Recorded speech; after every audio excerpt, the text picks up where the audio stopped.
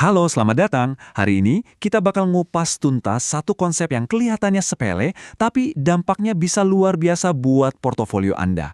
Kita akan bicara soal free float saham. Ini adalah salah satu kunci rahasia di pasar modal. Anda pasti pernah lihat kan, ada saham yang tiba-tiba terbang ke bulan atau sebaliknya, anjlok parah tanpa ada berita yang jelas. Nah, sering banget jawaban di balik pergerakan liar itu ada di satu faktor tersembunyi ini. Yuk kita bedah bareng-bareng. Oke, jadi bahan rahasia di balik semua ini namanya free float. Kedengarannya mungkin agak teknis ya, tapi tenang, konsepnya sebenarnya simple banget, cuma efeknya itu loh, besar sekali.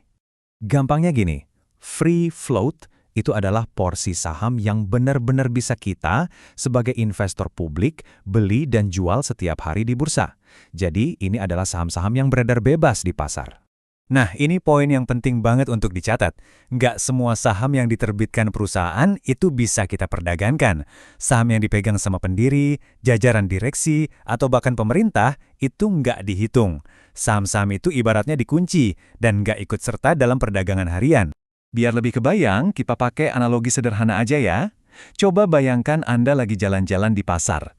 Dan di sana ada dua jenis pedagang yang jualan barang dengan sifat yang sangat-sangat berbeda. Nah, ini dia perbandingannya. Saham dengan free float tinggi itu ibarat pasar buah yang super ramai. Stoknya banyak, penjual dan pembelinya juga banyak. Hasilnya, harganya cenderung stabil, nggak naik turun secara drastis. Beda banget sama saham free float rendah. Ini tuh kayak toko barang antik yang cuma jual satu guci langka.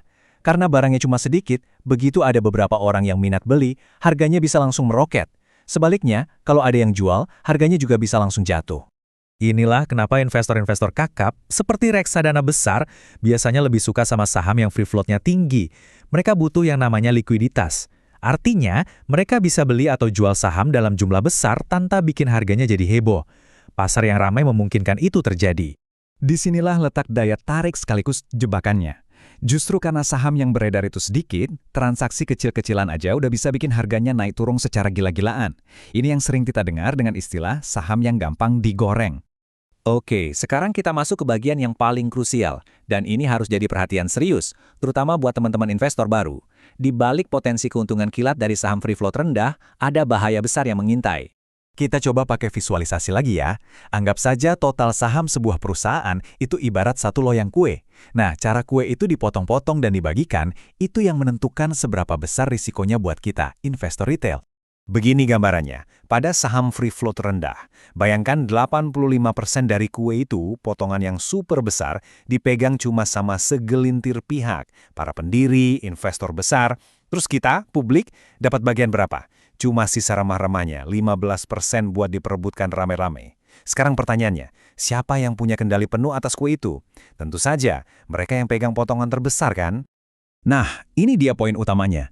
Ketika mayoritas saham dikuasai oleh sedikit orang, mereka jadi gampang banget buat mainin harga. Mereka bisa aja bersekongkol menaikkan harga. Dan saat kita, para investor retail, ikut-ikutan beli di harga tinggi, mereka justru jualan besar-besaran. Ujung-ujungnya, kita yang jadi korban. Oke, setelah tahu semua risikonya, pertanyaannya sekarang, gimana caranya kita pakai pengetahuan ini buat mengambil keputusan yang lebih cerdas? Mari kita rangkum semuanya biar gampang diingat. Jadi kesimpulannya begini, saham free float tinggi itu sifatnya liquid dan stabil.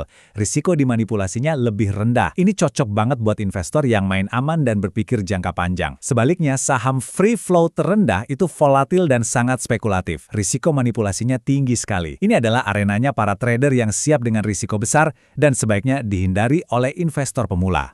Jadi tolong ingat ini baik-baik. Memahami free float itu bukan cuma soal teknis. Ini adalah tameng pertama untuk melindungi investasi Anda. Inilah yang membedakan antara investor yang cuma ikut-ikutan tren dengan investor yang benar-benar cerdas dan tahu apa yang mereka lakukan. Jadi sebelum Anda menekan tombol beli lain kali, coba berhenti sejenak dan tanya, seberapa besar sih free float saham ini?